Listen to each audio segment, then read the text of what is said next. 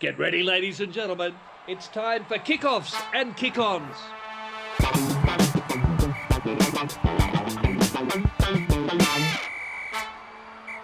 Yeah, no, go Gets. I was just going to say, your Raw should kind of reflect how their performance went on the weekend. Okay. Raw. So we're rolling now. Okay, so we're rolling. I thought now we are into Lions season. We are. So I thought when you count me in, Swoop, I will. I want you to do the numbers and then a raw, and then I'll jump off the back. 5, Mhm. 4, Mhm. 3, Mhm. 2, 1. Raw. Have you ever seen a lion? Have you? Well, you wanted me to base my raw off performance on the Yes, weekend, so I I did, couldn't yeah. give you a punchy raw. Yeah, no, you're Just right. gave you something in between. A starting raw. What did you say, Gits? Shouldn't be a raw. It should be a. Reflection of how they played, I thought was spot on. Maybe a little bit too low. I would have put it like that. Raw.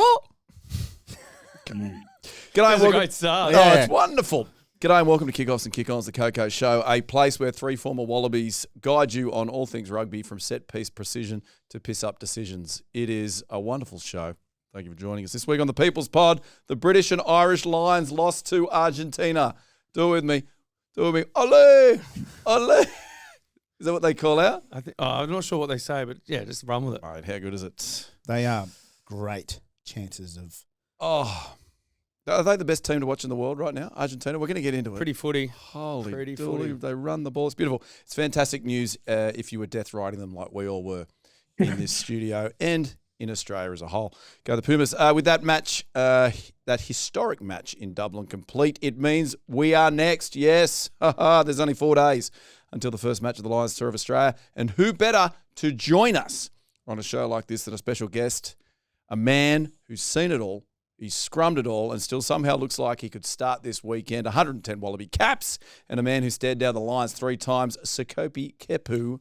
Ooh. And he will also be taking on the Lions in a coaching capacity for the First Nations Pacifica team as well. This is a very good get. Who got this one? Is this you, Drew? Yep. Well done, Drew. Good job. Great get. Yeah, very good get. And of course, we'll chat through the Crusaders getting it done against the Chiefs. They were down and out last year, but they rose again. Goodness me, we'll go through that. Also, the top 14 semis. Your boys took on your boys. Yeah, that's right. Top Bordeaux, 14. Yeah, Bordeaux. Toulon. Félicitations. Merci.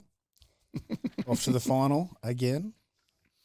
Wonder if it could be the double. No, it won't be the double. You don't think it's going to be the double? Rare. It's rare. And Very rare. top of the top only can do the double. And not only that, even if you do the double, yeah, it's nice, but we did it in consecutive weeks back to back. It is rare, but it's not so rare at this week because it's a 2-horse race. So I like our odds. Goy, you got something to say about that? Yeah, I mean, I've never seen a race with only 2 horses in it, but I know what you're saying, Swoop. I get it. Yeah, I mean, potentially they could do it. I think they played pretty well against us, unfortunately. We're just outclassed. Absolutely. So we'll be chatting about that as well. So I'm going to ask all of you at home, not us yet, pour yourself Guinness, find a couch with minimal emotional trauma, and let's dive into another big week in rugby union. Here we go. Hey, on that, why am I mentioning Guinness? Well, it is a massive thanks to our major sponsor, Guinness. They are the official beer of the British and Irish Lions Tour and the unofficial beer of rugby fans around the world, because indeed it is a lovely game for a Guinness. I think we can all agree that. We're going to pour one very soon. We've got a new segment coming up for Guinness. You guys aren't allowed to pour yours yet. I've already poured mine. I've had a couple of sips. To prick 'em. You got to slow down, Prof. It's Guinness. I can't. I know. It's bloody, it is refreshing. Yeah. You know what? I'm more fun after a couple of Guinnesses. So, yes, very excited to have them on board. Time for learnings on the weekend.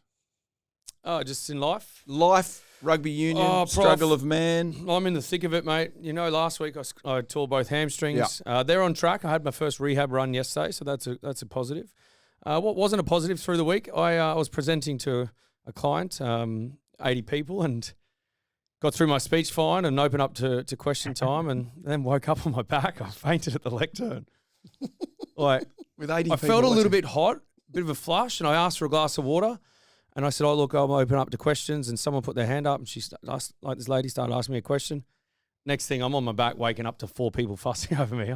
And I've never fainted before. So I was like pretty embarrassed. Yeah, Goy? I just want to know, what was the question? Was it tricky or? To be fair, I don't know if I remember the question anymore, and I feel really bad because I didn't actually get back up and finish the question.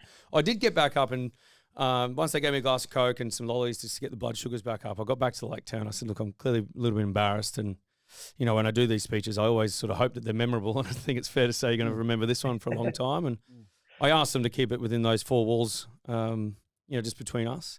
But I already found out from a number of people that people in that room already texted others. So here I am now. I was going to say, because you've just following told suit. Yeah, well, I thought I'd follow suit 50,000 because people. they didn't sort of stay strong on it. So I didn't. Any know. vision or imagery emerged? No, of I did that? ask for it. Yeah. And sadly, the videographer just put his camera down just before it because my speech had finished. Killing me. Have you typed into Google yet, like, your symptoms? No, I haven't. I spoke to a doctor and she said just monitor it. Okay. So anytime I get a hot flush now, I think I'm going to pass out. Blood sugar levels, bro. Yeah, well, it's because of this training thing. Well, that stops on Thursday. Okay. So I'm just shredding and not Some eating really good carbs sugars and in Guinness. Is there? Yeah. Yeah, it's I can refreshing. guarantee you'll never faint again. guarantee. Love it. Swoop, what did you learn? That old age is real. I am in a world of hurt right now. Played a full game of footy. Again, the coach shock selection the night before said, because I was supposed to come off the bench, he goes, look, our fullback's out. Do you mind starting at 15? I was like, yep, okay, no worries. So happy to... I went down to watch and support this. There Swoop he had is. actually just scored a try just before this. Jeez, Look at moving those well. hoops. That hoop jersey. That's a nice... It was his our 50th shorts. game. It took him over 20 years to achieve 50 games for his club. Yep. Have a look at this here. If we zoom in a little bit, if you can, Swoop hits this bloke genuinely late I wouldn't say that. And mate. tips him. marginal. And you didn't help him up. You turned and walked away. and just turned and walked away. Didn't even care about the guy.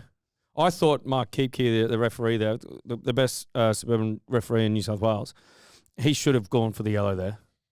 Like 100% should have gone for the yellow. Well, helps to know the ref.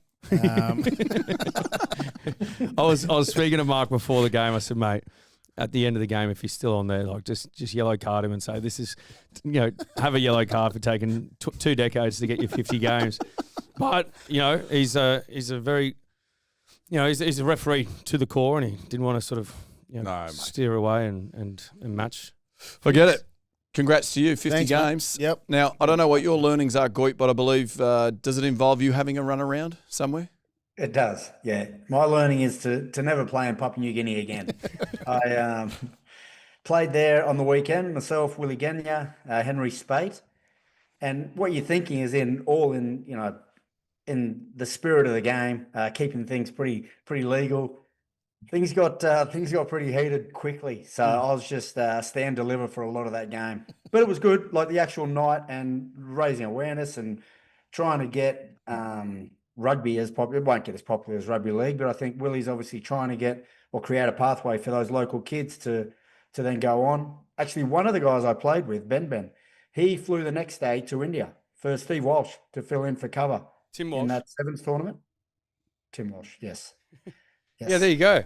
Because Yeah. Jerry Tuai, I saw he got injured over there in that Indian Premier League sevens, but that's Yeah, good already. so potentially Ben. So this kid who's never even left the country. So now through rugby, got a great opportunity to go over to India for 2 weeks and play. But the weekend was great. But my learnings are, if I'm to go over to Papua New Guinea again, which I probably will, it'll be just for the corporate stuff, not really a game. It's good that you blokes are still running around. Like, these two blokes. You try. Give me some time. Yeah, absolutely. My learnings, don't let Swoop hang out with your mates because he basically on Saturday night, we had a little show for the Hardboard Once I Harlequins. left, did you stay? He stayed. Stayed for a And martini. it basically became the prof roast for about 2.5 hours. At the end, my mates were chanting, Swoop, Swoop, Swoop. We had to, Yeah, sorry to take your mates away from you, but we were getting an Uber to I another don't think joint. they ever really liked you. Well, that's what it appears. That's what I've felt anyway. I've heard that they kicked you out of the group chat and added Swoop. Yeah, Well, we had it was funny. I'm at now the end admin. You started a new one. Yeah. It was funny at the end of the night, we were getting an Uber to the next joint, and there was 7 seats, but 8 of us. So I got the bus. Anyway, you're a fuckwit, Swoop. Stay away from my mates. We will not be telling you if we ever hang out. Hey, Hardboard Harlequins, great events. Yeah, it was a great event. Yeah. Langy Gleeson and Teddy Wilson were there. A couple of Harlequin champions. Yeah, and also, that was their junior club and now patrons of the club. Toddy Slide, Timmy Donnelly got us down there, and it was a great night. 25th anniversary for the Harlequins. Just doing good things for the juniors up there in the Northern Beaches. Just wish you'd put on a show for the Harlequins group like the show you put on for my mates, because that was a good show at 1 a.m. when you got the tequilas out and you're staring at me. Okay, let's move on. We'll keep going. Remember the health benefits, mate. Of course, the health benefits. Indeed. Now, you're probably sitting there thinking, goodness me, these 4 chaps have scrubbed up really well. What's going on? Normally they look homeless, but not today. There is a reason for that. Who would like to announce our reason? Tell us the reason. The reason is because we have partnered with the good folk at MJ Bale for the entire Lions series, the Run of the Lions series. They're going to be making us look sharp for all our many, many live shows. And don't we? Unbelievable. Do you want to, let's talk very quickly, let's talk through our looks. Goit, do you want to go first? What's the look you're going for there? Well, Peaky Blinders kind of Lions theme. They're coming in, so the suits when I turned up were already there. So I'm like, well, they basically jumped on me. What I've gone with here is a nice dark green, bit of blue check, pocket square blue tie. I think just classic look. If you just finished work in England and you just want to go knock down a couple of Guinness, that's kind of the look I've gone for. Mate, you look very good. Has Bianca seen you dressed up like that yet today? No, that's going to be the challenge because I've got to get upstairs to change again without her jumping all over me. So I'll navigate through. I reckon if she sees you, you won't have any trouble getting the gear off. No. Ironing it will be the issue. I reckon maybe even drying it. Well, let's hope we don't get to that stage, Luke. Cheeky little devil. Who wants to go next? What's your look, Swoop? Sure, I've gone for bloody good look. The Baroncini, now known as the Swoop Chini. It's a nice little brown linen number. You might wear it to the polo on a winter's day. Jeez, it's cracking weather at the moment. But as you can see, I'm pulling it off quite well. That's about it. It's very comfortable, very light. You look good. Thanks, mate. I appreciate that. And also, just tone it down with a nice little bunch of bleached, nappy sand, white sneaks. Love it. Like that. What do you got for me? I've gone for, like your typical sort of, I just stepped off my yacht, so that's why I've gone with the double-breasted, the Robertson pant, the white shirt classic, but then also these little numbers for the Lions series, little Wallaby-inspired pocket square and scarf, if you don't mind. Well, they're not just dressing us, they're also dressing the Wallabies for the length of tour. So they are doing the Wallabies, the official tailor of the Wallabies. I think a few other teams. I think they're also the official tailor for the Australian cricket team. Is that right? Yeah. Yes. Now that I know the look, I've seen it. Yeah, I saw Pat Cummins wearing that exact outfit. Yeah. A couple others, I think Sydney Kings and Socceroos as well. Yeah. Jeez, they're doing all right. Anyway, but most importantly, us. Kick-offs and kick-ons. There you go. And I am the Milanese businessman. So that's how they've placed me. Always wear the bucket hat when you are in Milan and you are doing business. That's what they say. I could just picture you now walking the streets of Milan. Oh, I feel like you'd have a little hip swing just in that suit. I know, yeah. I just went down to put some money in the car and I got 4 job offers from here to the car. So and make you sure came you back to do the pod. Sorry? And you still came back to do the pod. Oh, mate, my heart's in the pod. And when you say car, you meant Vespa. Yes. Yes.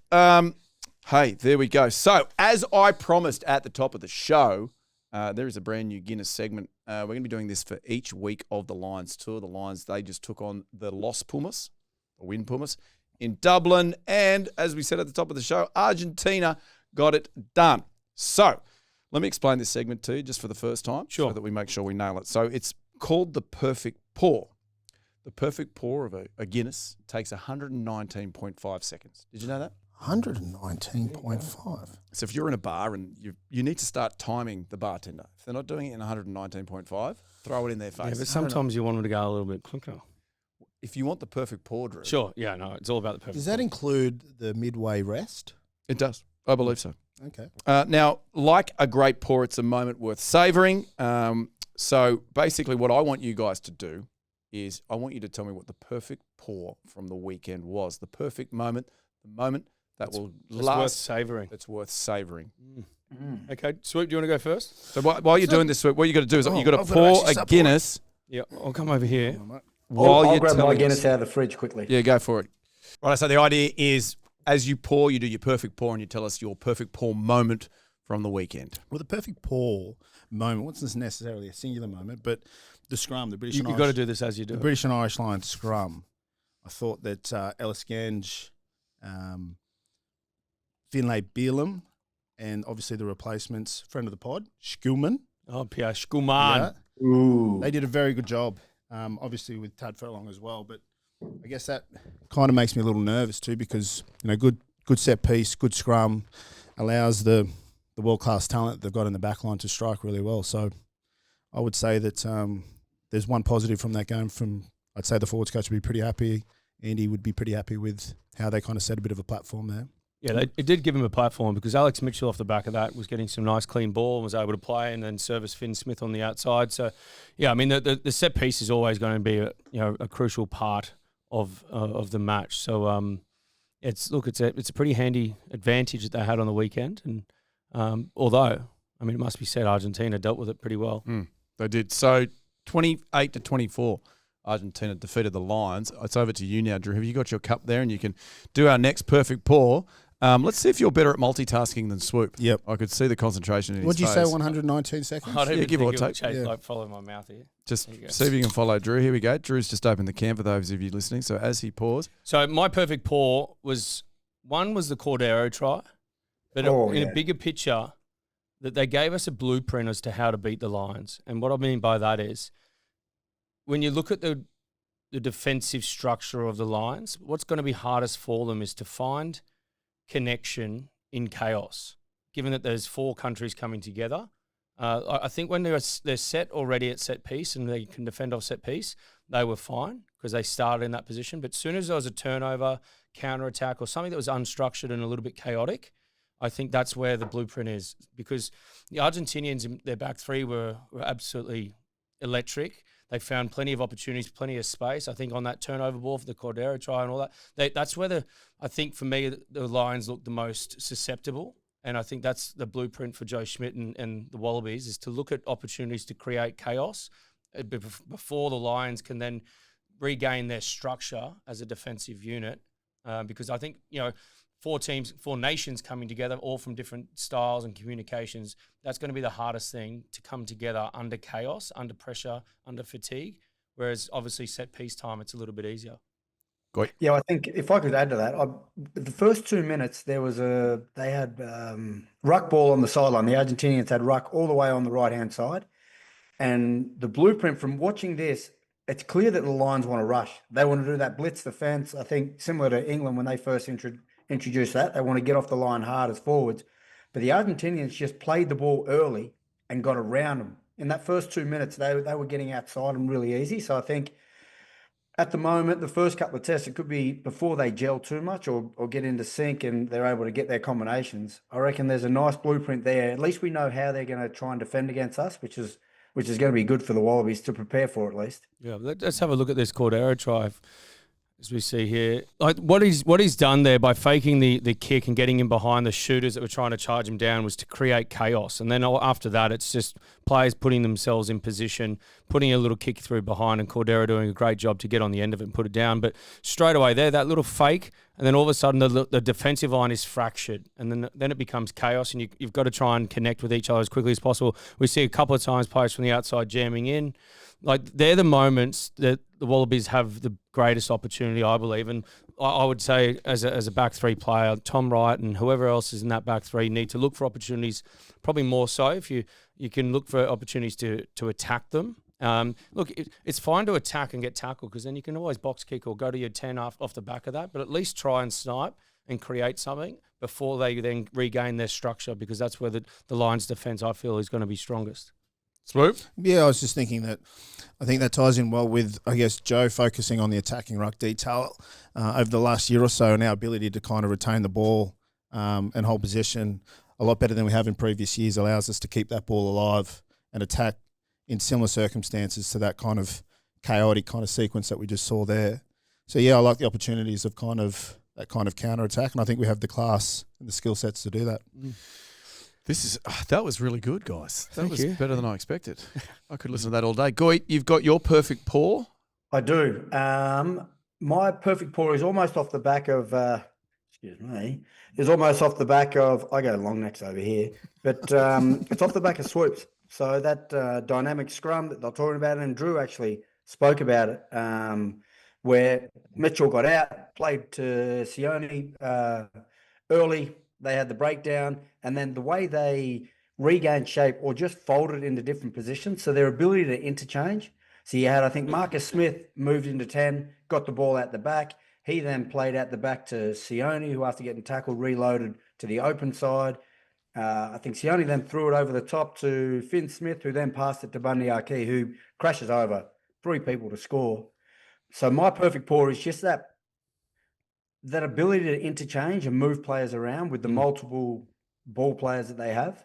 The one question that I would say, and that would be to Swoop potentially, is this combination of 12-13, I don't know whether that's their best way to go. Like for both players, I think they're too similar. And as a 12 or as a 13, a ball playing 12 that you want to get super physical, whether having 2 of those players in your team limits your attack somewhat, I don't know. I'd be interested Yeah, to see. it kind of also depends on who you've got around, like particularly that back 3 to complement, I guess, that kind of direct, abrasive kind of play in that centre midfield pairing. I mean, I didn't see that coming, the Bundy-Sione kind of combination, but I understand it because it kind of shows a bit of a blueprint in terms of how they'll approach the tour down under around being very direct, very physical. Yeah. I mean, And just, having a game line focus. I mean, having Marcus Smith at the back might provide a few options if you can kind of find his rhythm, find where he can kind of play in and around in unstructured attack. But I would say defensively, I don't think it's nothing we can't handle, particularly if there is that Lenny Kitau / Suli'i kind of combination too. I think they're both great defenders of the game. It'll be an interesting kind of midfield battle.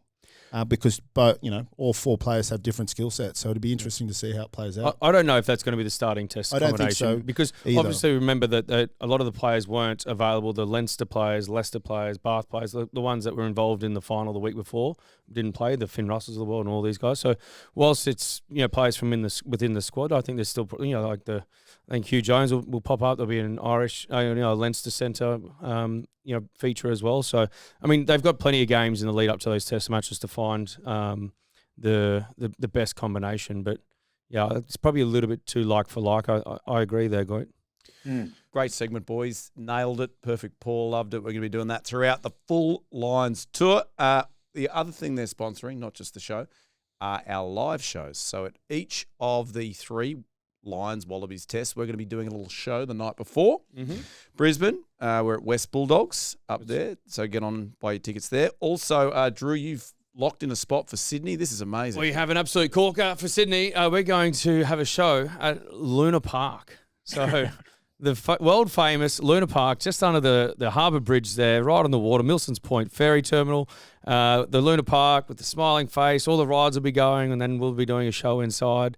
That will be an absolute cracker, so make sure you get your tickets, and we'll update you shortly around when those tickets are available. But that's happening as we speak. Yes, if you're coming from Britain, you'd probably do Luna Park anyway. Yeah. So just tie it in. Mate, imagine getting the ferry from Circular Quay, going via the Opera House, under the harbour bridge, land at Luna Park, get on the mousetrap and the Ferris wheel, and then you're in a KOKO show. I mean, I don't. Wow. I'm nervous we're going to overshadow the test matches. I'm worried about it. We might get a cease. We won't do that. We won't? No, we're good blokes. We are.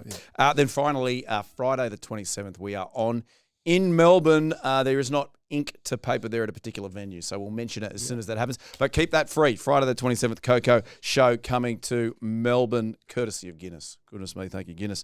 It's refreshing. It's very refreshing. Hey, our very special guest, while we are chatting all things Lions and all things Wallabies, our very special guest, I believe, is on the line. Keps, I don't know, have you seen much of this show? I like to ask our guests. I'm always following the lads and chucking in the old laughing emojis, and 100% it's all true. The Swoop scrapple with Beignet in France. I was there. Yep. Were you the bloke that split us up too? You kind of jumped in the middle, I I was think. part of the group splitting it all up. And Geez, lucky for Ben, you jumped in. Yeah, I was ready to go. Who were you? I had to look after my front rowers. So Yeah, FRU, I get it. I wanted to play on the weekend, so I would have left them in there a little bit longer. But So, Keps, what happens? Tommy writes an intro. Sometimes it's nice, sometimes it's not. He's very kind to the Kiwi players and not so much the Aussies. I don't know what that is, Tommy. Anyway, Let's see what this one let's is. see what this has in store. This week on the KOKO Show, we are joined by a former Aussie great and a bloke that these three plonkers played with on a regular basis. Despite our guest playing in the front row, living on a steady diet of face down, arse up scrummaging, this big boy had some nifty feet and a slippery offload game that would make even the most seasoned outside backs cry for their mummies and daddies. This thickie was so damn slicky that he plied his trade all around the world, playing for Bordeaux, the London Irish, a whopping 141 matches, and a Super Rugby title with the mighty Waratahs, and of course finishing off his career playing for Moana Pasifika only just last year. This supremely stacked steam engine has repped the green and gold of Wallabies over 100 times, and never once has he done a disservice to his nation. So please welcome a man that people would pay good money to crouch, touch, pause, and engage with. A man that has the middle name Miami, but he has very few vices. It is, of course, the one and only Sekope Miami Kepu. Sekope. Sekope, but yeah, you did so well, Prof. You did Sekope, so well. Sorry. I normally wear glasses, and so I'm squinting. Sekope, is your middle name actually Miami? yes, that is indeed true. What's the story behind that? Why did your parents go with Miami? Funny story. So there I was. There I was. No, it was so my dad's first cousin, whom he lived with in Sydney, his best mate. His favorite program was Miami Vice. So I don't know how that was good enough to be plonked in the middle of my name, but that's where it's come from, and I don't know too much about Miami Vice, but that's all I know. There you go. So That It's a little explains why like, your middle names I'm trying to do this. Debbie or Dallas. I was thinking night moves. You got me. What would your middle name be if it was your parents' favourite show? That's a genuine hard to say, Prof. Mine would be James. Hey, at Saturday, Rochford. Funniest home videos. Mitchell. Mine would be Adam, make it quick, Tone, Ashley Cooper. Keps, thanks for joining us. We are on the eve of this epic Lions tour, and yourself and Swoop both went up against them in 2013. Maybe first and foremost, tell us about just how massive it is to play against the Lions on home soil. Oh man, it's unreal. I mean, I probably didn't know the magnitude of it, and I know Will's spoken about it, and but just I just remember running out there and I couldn't hear myself. It's the most deafening crowd you'd ever play in front of, and it's just it's a hell of an experience. Very grateful that I was able to have my family there, and they'd never experienced anything like it. Funny enough, I had a neighbour who was a mad rugby league Parramatta Eels fan. Converted now, he's a rugby follower. Wow. He came along to the last test in Sydney, and he said he lost his voice by the end of the night.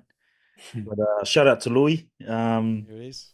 But he reckons he's been to State of Origin and AFL finals and all that stuff, and he said it was the best atmosphere he's ever been a part of. So yeah, if that sort of gives any perspective, it's pretty massive. Now, Keps, you're going to be involved this time around, part of the coaching staff for the First Nations Pacifica team that's going to take them on down in Melbourne. Are you going to get also involved, or just be part of that atmosphere in any of the other games throughout the tour? Yeah, look, obviously we get together a bit later on, but yeah, look, I'll try to get along if I'm heading over to Sydney a bit earlier. So Fiji game and a couple of other games, I'll try and get to the Waratahs game if I can. But yeah, it's just a magical experience, and I'm bringing the family over, so I want them to sort of experience it and remember it. Well, the other thing I was going to ask is, can you give us a little bit of an insight, maybe a little scoop as to a player or two that's going to be involved in that First Nations Pacifica side that you're coaching?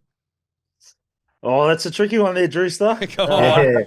Yeah, I love your. That's typical rooster style, isn't it?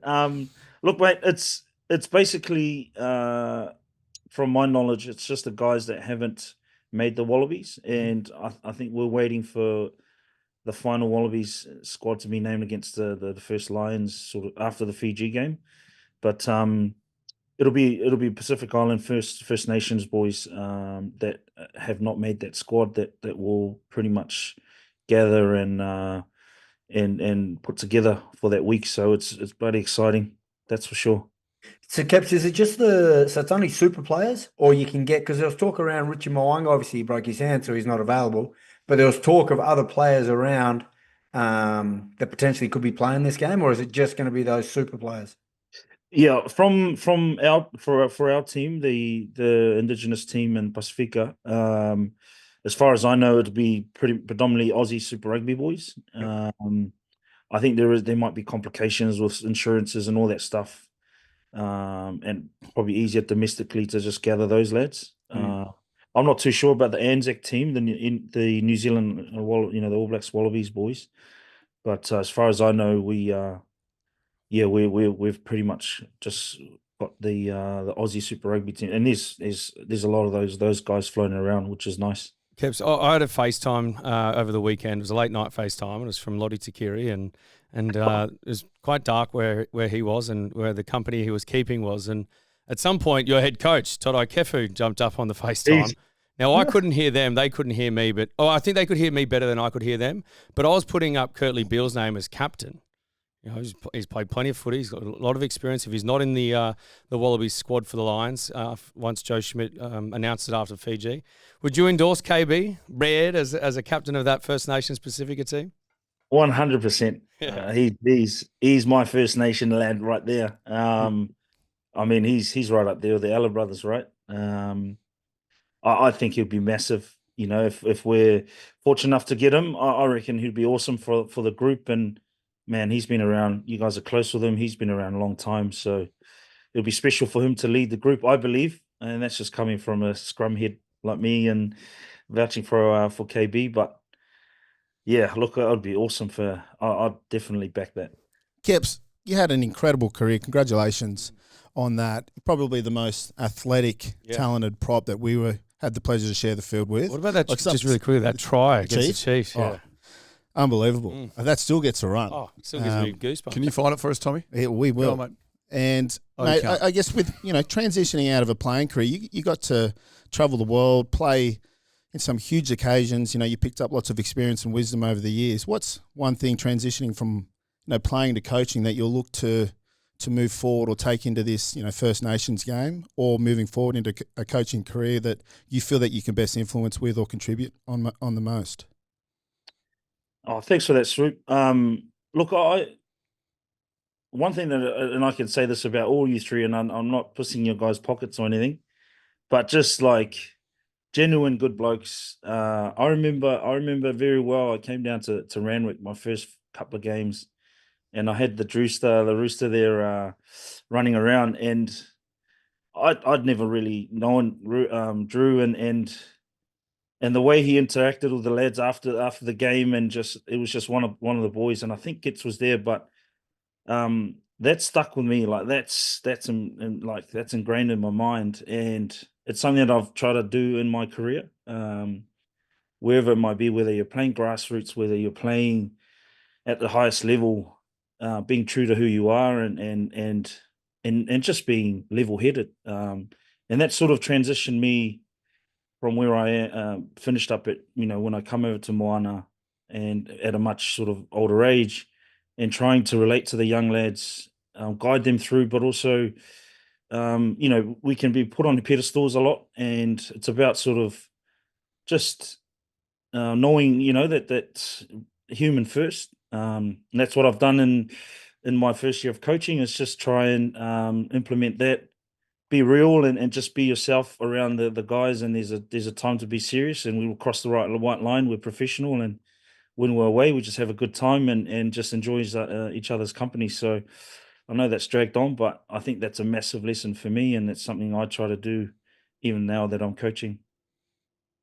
You touched on it about just being true to yourself. One thing you were true to yourself was after a game when we sang the anthem. Like I've never heard. We could all just be singing, and I could hear Keps, I reckon, 200 meters away. Gorgeous voice. Great pipes. Great pipes. Oh, huge, great pipes. But that leads into like my actual question. You touched on Moana, where you got the opportunity to go back, play there, captain. But even like a lot of the footage that we see of Moana and buying into that culture, the singing, the prayers, like how was that? Like to finish that, your career that way, like that must have been so rewarding for you and your family. Yeah. I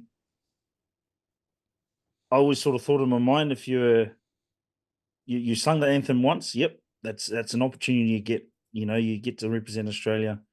You sing it after the game. That's unreal, because you've won the game and you get to sing it twice. So we always wanted to sing it twice. But yeah, look, coming back was quite special. Like it was kind of like obviously my career started here in at Counties Manukau, grew up here, and then to circle it back and to come back and to see where the place is at, where the game's at, and just be able to give an opportunity to lead and start something from the ground was pretty special. And as you guys would know, a bit of a joker, and I never really took on that leadership role. I'd always be from the back, dancing and laughing. But when I was given the opportunity to lead, it really, I just was able to draw on everything I learned in Australia at the Waratahs and the Wallabies and everywhere else. So, man, it was special, and it's still something that I'm forever grateful for. It was all meant to be, I guess, and I learned so much in the 3 years I was a part of Moana, and not only about rugby and leadership, but more so, I guess, about myself. Yeah, I mean, they do such a wonderful job, really embracing culture and the different types of cultures that bring Moana to make it what it is. Now, Keps, I'm going to go back to sort of like Lions sort of centric type of conversation now. And what I like to do is a start one, bench one, drop one. And on the eve of the Wallabies, kicking off their test season, they've got Fiji next week, but then obviously the Lions selection thereafter.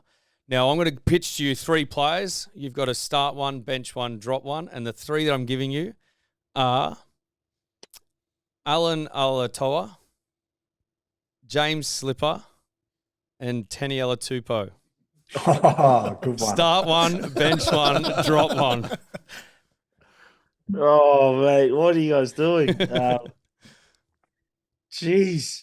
Slips is gone, I reckon. I can't say that. Mate, he signed on another 12 months. He's still gone. Yeah. He's a little engine that could. It's a hard one for Keps, Oh, because Slips is an jeez. old bull, and Keps has got big respect for the old bulls. Oh, jeez. Do I have to tell you now? Yeah, tell us you're now, on yeah. the spot. Oh, jeez. Oh, my goodness. I love all 3. Put it that way. I'll state that. I'll just throw that out. They're massive respect for everyone. Oh my goodness. Who are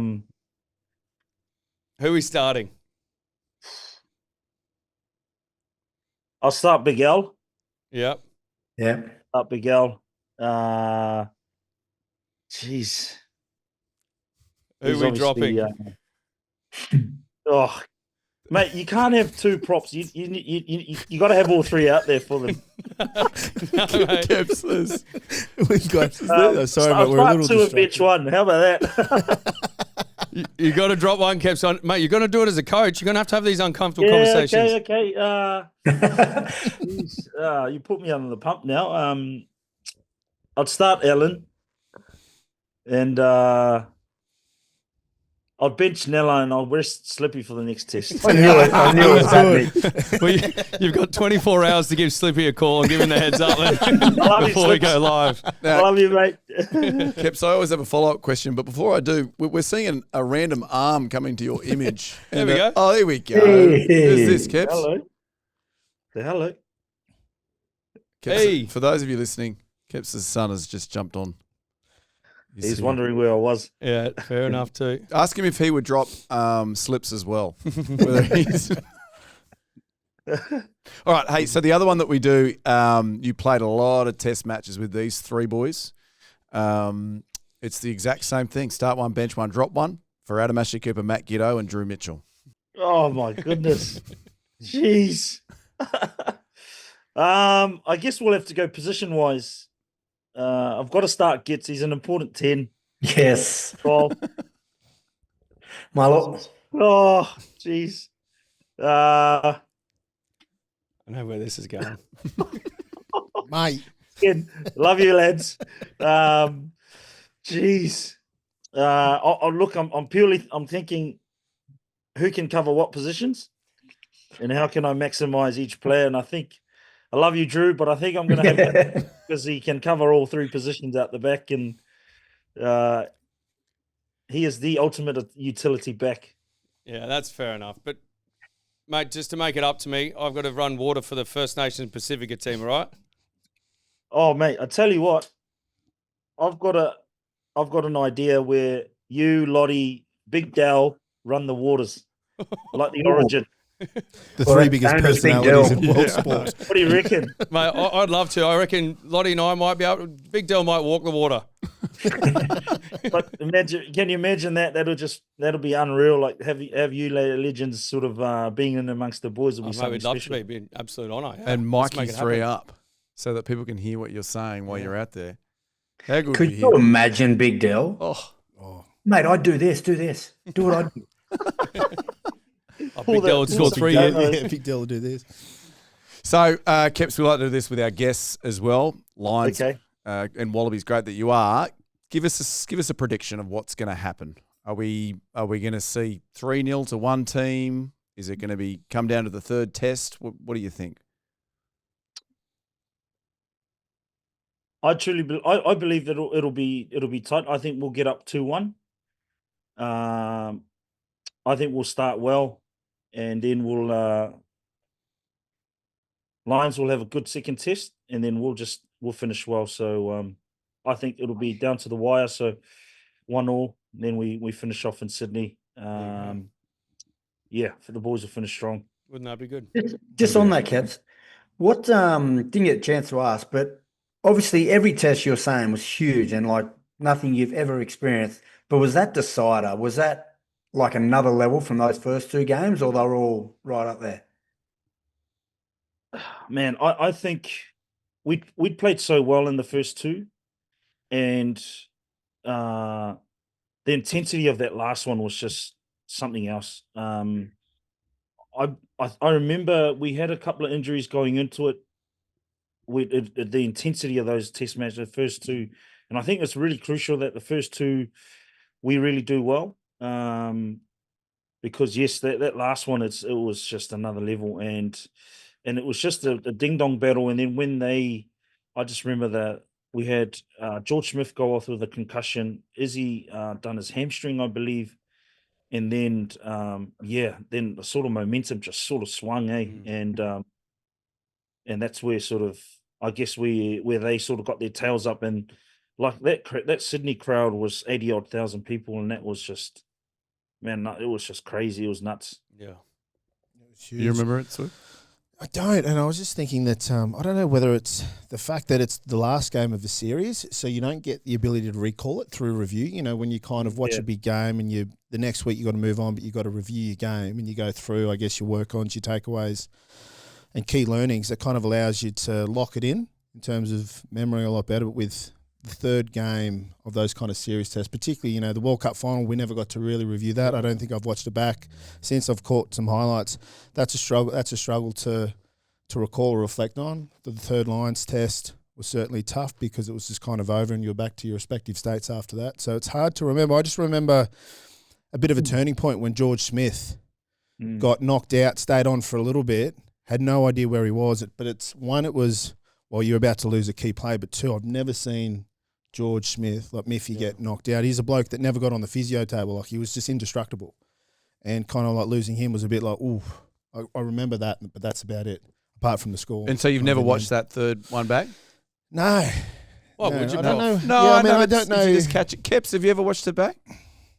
Not really. I've seen snippets of it, but like Swoops, it was like the final. I've never watched the final back in 2015. Speaking of reflection, Keps, like I said earlier, you've travelled the world and achieved some great things. And as our good friend Dave Dennis would always say, right, rugby is about friendships and memories. Is there a particular memory or a moment that stands out for you throughout your career that you kind of have had the ability to reflect on? Because now that you've kind of retired, I'm sure you've looked back on a career, particularly now coaching, on what you can bring forward. Is there a moment there that stands out for you? If you could name one, I know it's a bit of a tough question because you've got a lot to get through, but Yeah, there's heaps, man, and you know, like I spoke of Drew at club level.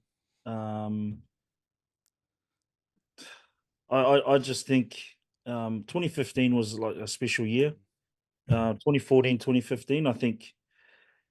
I mean, from that Lions year, preseason going into 2014 when we won it at the Waratahs, and that was a special group. And the one thing I take away from everything is you never have the same group every year. You know, in 2014, that was it. We had a similar group in 15, never went all the way, but then that Wallabies group was pretty special in itself. To go through and play in that final, and to have Gits back and a couple of other boys, you know, playing in that final together. Although we lost, it was a special memory, and that's up there with my memories of some of the special times in my rugby career. But there's too many. There's so many great moments and memories that I have. it's a hard one, isn't it, that World Cup final? It's the one that yeah. you're probably most proud about, Yeah, but also it stings you the most. Yeah. Do you find it hard to talk about it? Oh, it's Because I feel like the big games that you guys didn't win, whenever I bring them up, you move on from the subject pretty quickly. Like, is it a hard thing to reflect not really. on? I mean, it's like, it is what it is. Like, we're not going to sit there and go and get some popcorn and watch it. Like, that's not going to achieve anything for us. But I think, like Kev said, like, there's still a lot to be proud about by making that final and going into it believing that we're going to be world champions. We came up against a really good side, if not the best that's played it. Right, arguably, people can make I guess at least an argument for that. So in some ways, that makes it a little bit easier to accept. But at the same time, like, we're all competitive. We want to go out there and we want to go out there and win it.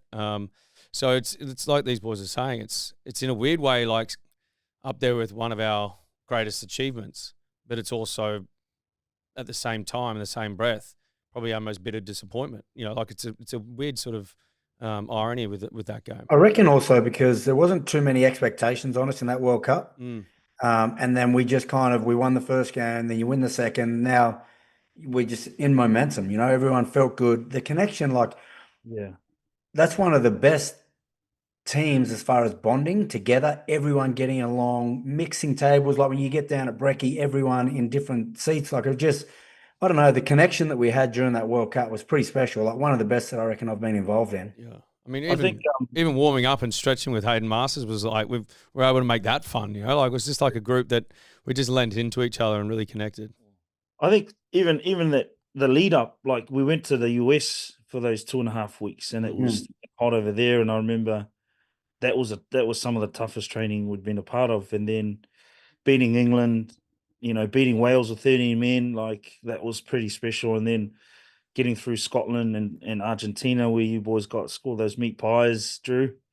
Like those are the memories that stick out for me. And like just to go against the odds, and we're the dark horses, and no one really expected us to go through. And that's still some of the my favorite times in footy. Do you do reunions? Would you do like a 10-year? Oh, you normally do reunions when you win, Prof. but no, I know, but isn't that silly? Because like you talk about that is one of your best achievements. Yeah. And if you guys had one, you'd be having a reunion every year. But I think you still should. Like speaking about how much it meant to you guys. Normally, like you get reunions when you win because like the organisation would pay for it. We could probably do one. We just have to fund it ourselves. Yeah. Let's do one on the show here. Yeah. Let's find a way. Keps, that's your time. You've done your half an hour. Thank you so much. Legend. Thanks, Kev. You were such a big part of that Lions tour in 2013. Great to get an insight. And good luck coaching, taking on the Lions again this year. Hopefully these three boys, well, Del, Lottie and Drew are running the water, and hopefully you give it to the Lions. No, I really appreciate it, Keps, and looking forward to catching up in person, mate. A little double bizu. I'll see you. Yeah, that's it. Nah, awesome, boys. Thanks very much for having me.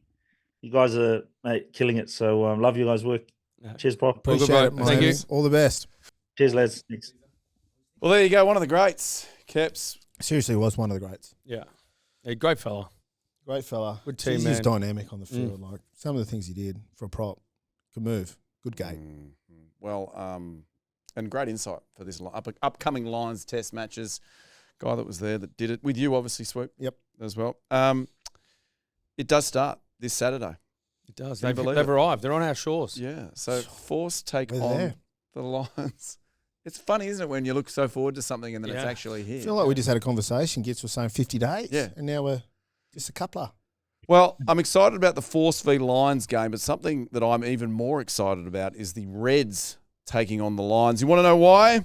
Tell me why. Because we are doing a watch along. Are we? Yes. Have you seen people This is our doing first this? ever. Yes, our first ever. We've been talking about this for a very long time. We are doing it for Tab. Mm-hmm. We are going to be sitting, the four of us, and watching the game, giving our opinions. People will be able to send in questions while we're sitting there. All they've got to do is they log onto our YouTube channel, correct, Tommy? They'll find the link, and then they can go and watch the four of us. Four of us watch the game. Watch the game, commenting on it, expert commentary. You guys, a lot of other people have been doing it, and it works really, really well. I'm hoping there's something that builds into a few other things, knows? and it's courtesy of Tab for this very first one.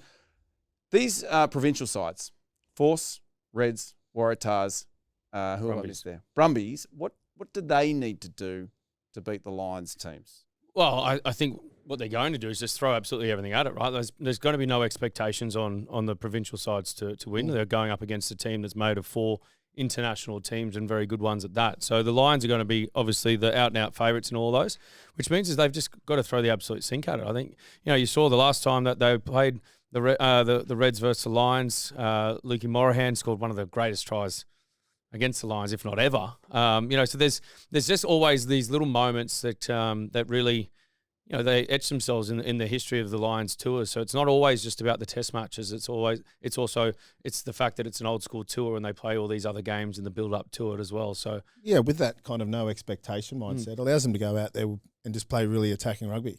And that's exciting because we'll see some sequences that we potentially wouldn't see usually from these provincial teams. And all the Australian provincial teams have got that attacking mindset to go out there and play quite entertaining. Because Swoop, you're going to go along to this Waratahs That's Lions right. match, Yeah. and then Gits, you're doing the Brumbies. Absolutely. I'll be the Yep. I'm going the Force. The Force, of Force this sorry, weekend. Gits. Yeah. I'll be doing the Brumbies and also the Waratahs. The only one I'm going to miss is the Reds one because we're doing our live record. So Well, 7:40 on that night on 7:40 AEST on July 2nd. Go onto our YouTube page. It's the KOKO one at Kickoffs and Kick-Ons. Log on and you'll see us. and if you're there, you may as well subscribe. Yeah, like and subscribe. Yeah. Don't just subscribe. Like us. All righty, punters. If you're visiting Australia from overseas, Tab has you sorted this British and Irish Lions tour for all your punting needs. Download the Tab app today for all the latest British and Irish Lions tour odds and same-game multi-markets. If you're heading into one of our iconic pubs to watch the games, look for one with a Tab area where you can use the terminals to place your Lions series bets. What's gambling really costing you? For free and confidential support, call the number on the screen or visit the website. Gentlemen, we are pumped for the Lions tour, but the superb rugby has come to a close. We followed it all season. What a season it was. Really good. Can I give you a quick little stat to start us off? Tell us. Aussie sides up to 48.1% win record Okay. from 40.1. It's an 8% rise. That's pretty good. That's You great. happy with that? That's Oh, look, we're yeah, going it's the happy. right It's, way. it's tracking in the right direction. We'd obviously like to see our boys go longer and deeper, but we still had an Aussie win over the weekend. James O'Connor, part of the Crusaders team that beat the Chiefs 16-14? 16-12, yeah, it was 4 points. Yeah, that's right.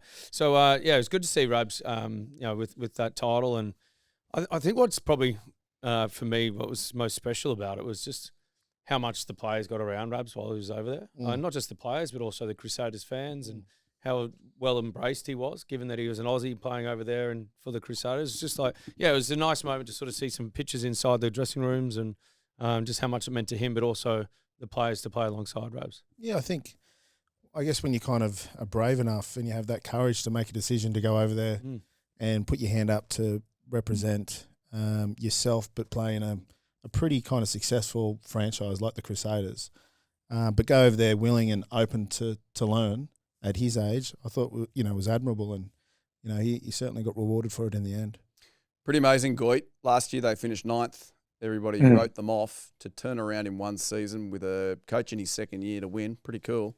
It was, and that's what James O'Connor does. It was all Rabs. He changed the momentum of the team. And I think Will Jordan had a huge part in the season and the success and getting confidence.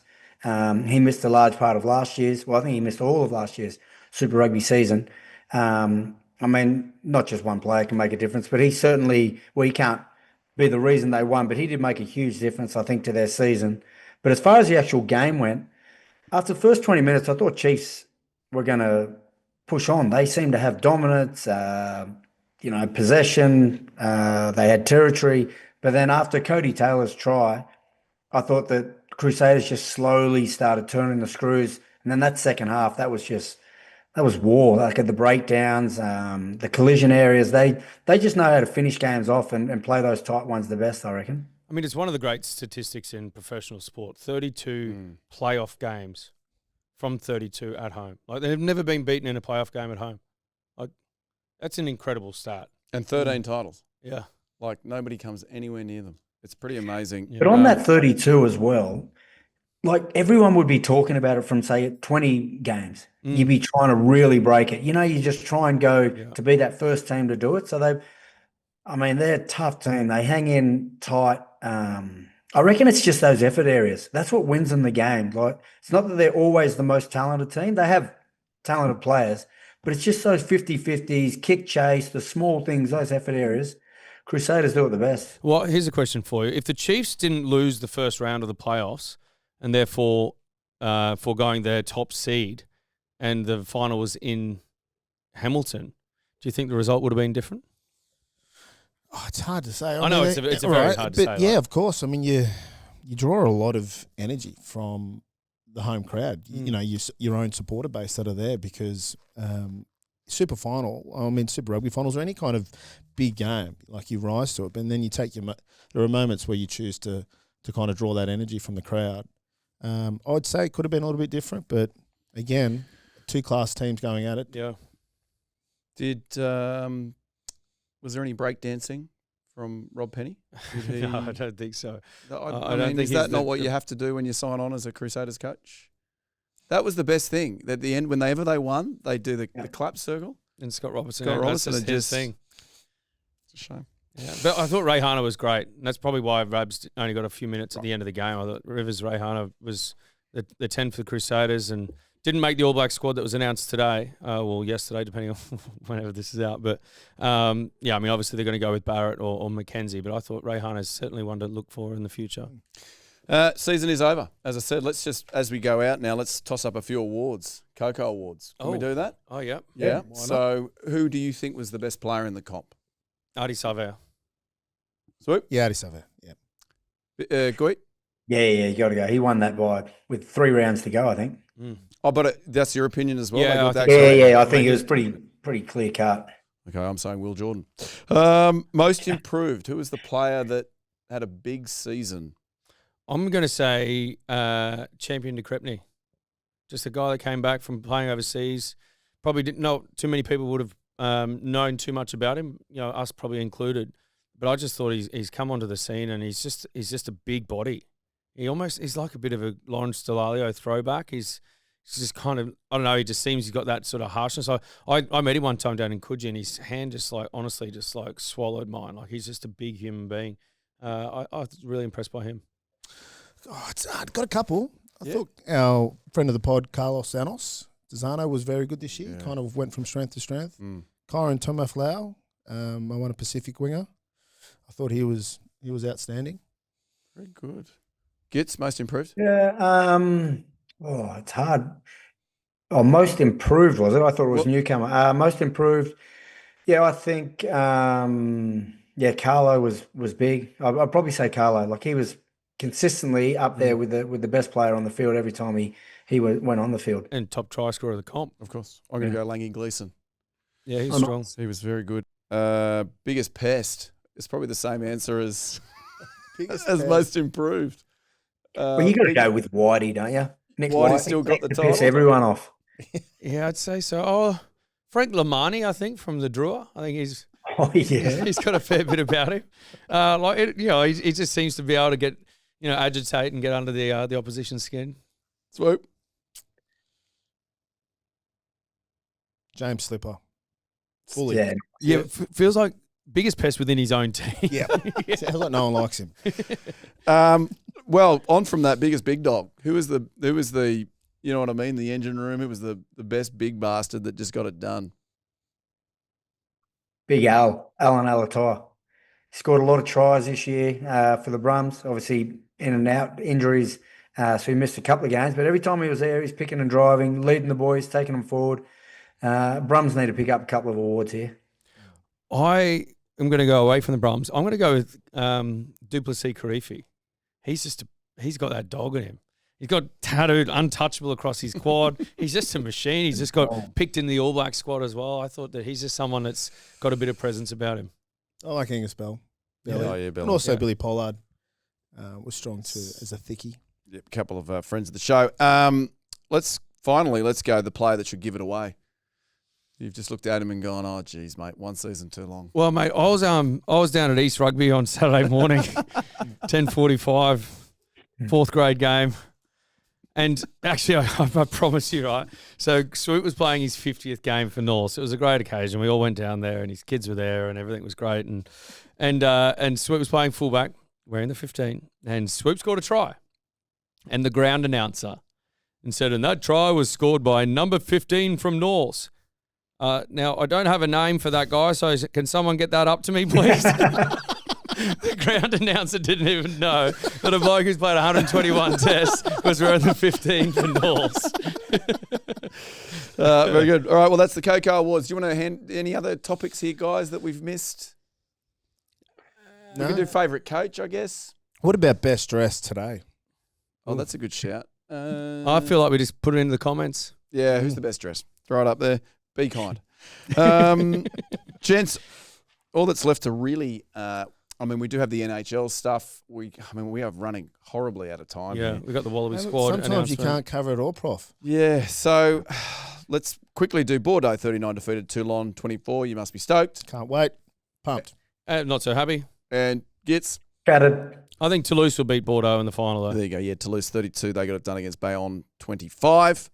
So that, yes, of course, Bordeaux versus Toulouse in the final. Other international friendlies, France 15, 26 defeated England 15, 24. I've just become a score show, a score update show.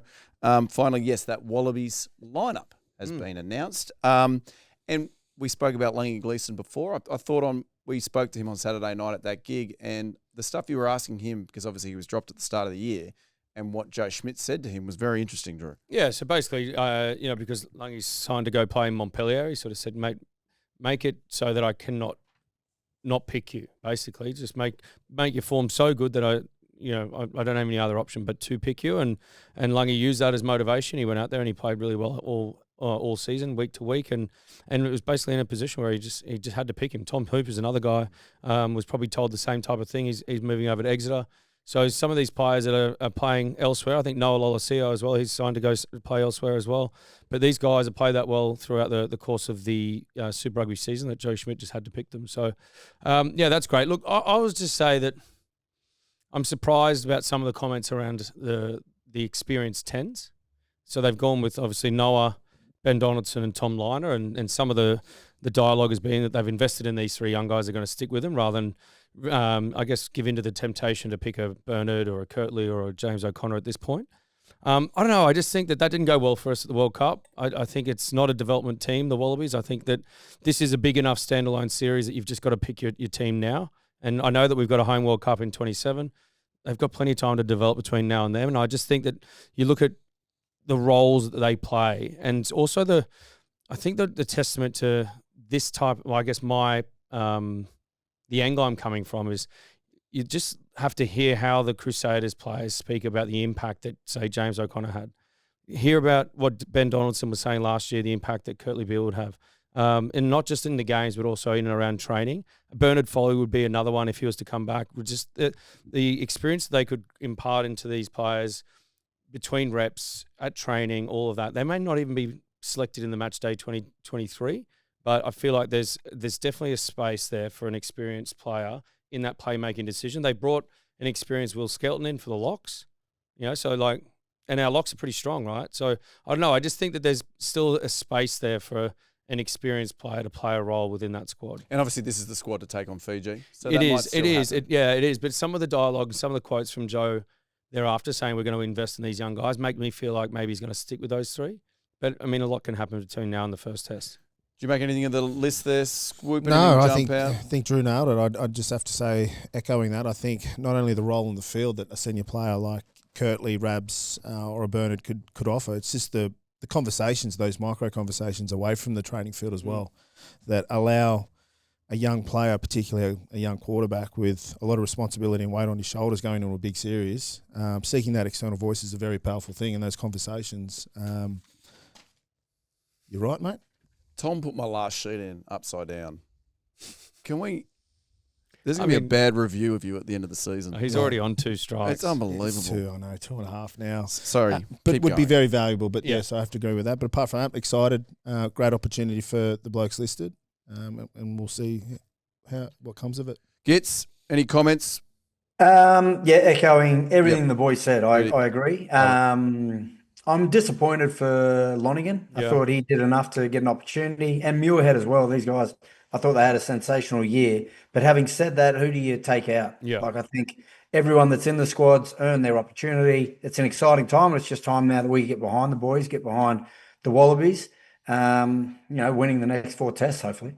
Yes, absolutely. Fiji, a big test to start with. Obviously, we lost to them last time we played them in the World Cup. Remember what a big deal that was. So hopefully up there in Newcastle, we can get it done. How good is it? Like, it's this week. It all kicks off this week. I know. Western Force against the Lions. How good. It's very exciting. Very exciting indeed. And as I said, lots of KOKO stuff going on in and around the Lions tour where you'll be able to catch us. For all of that, go to @Kickoffs and Kick-Ons. That's all our socials, but also our website's the same, www.kickoffsandkickonz.com. All our live shows are on in there. Yeah, plenty of live shows, so make sure you check them out. Multiple in some cities, singular in others, but make sure you get around it, all of it. There's even some on game days, morning of, all of it. So it's all there. It's all there. Make sure you buy your tickets, like and subscribe. There's even some that are free. That's right. And if you get on there and the ticket link's not there yet, it is coming. So please don't be disgruntled with us. There's a process and Tom is incompetent.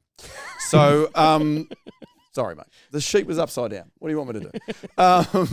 I did want to, in particular, the first one we're doing is Felons Barrel Hall. Yep. I want to encourage to get on in Brisbane. Yeah. It's a good spot down there on the river. That's the Thursday night before the Lions test. So all you Brits that are arriving, if you want to come and see one hell of a show. Under the Story Bridge. We're doing a lot under the bridge. We are. Maybe we'll get the Chili Peppers to close out the show under the bridge. Mate, I wouldn't be surprised with us. Yeah. Story Bridge, Harbour Bridge. Is there a bridge in Melbourne? There'd have to be some sort of bridge. Yeah, the Melbourne Bridge. Yeah. Yeah, in the Melbourne Bridge. Well, you've burnt many bridges before, so. I didn't do too well down in Melbourne. Very, very good. That's the show, gents. Fantastic. Wonderful guests. So excited. The Lions tour's here. Wonderful sponsors. Guinness. It's wonderful. It's refreshing. Get out. Get yourself a Guinness and enjoy the food. And when you're getting a Guinness, put yourself in a MJ Bale thread. How about that? And when you get an MJ Bale thread, don't tuck your tie in. I've waited to the end of the pod just to talk to Prof, but he's tucked his tie into his belt the whole I did too. I didn't mean it. I know. That's why I was watching it. That's I was cute. watching it for an hour and a half. Might surprise you, mate. Oh, look at it. Oh. You know what? You might start in your trend. Start a trend. I don't wear a lot of suits. It'll surprise you. I don't know if you'll start a trend. I reckon you might start a few memes. All right, you can all get fucked. Here we go. Cuckoo! That was all right. That was Yeah, good. Oh, wow. That is the best video on YouTube. You know what you need to do now? You need to like and subscribe down there. Or if you want extra content, might be down there, you need to go up here or up here and get more of that gear. Thanks for supporting Kickoffs and Kick-Ons, and we will see you very soon.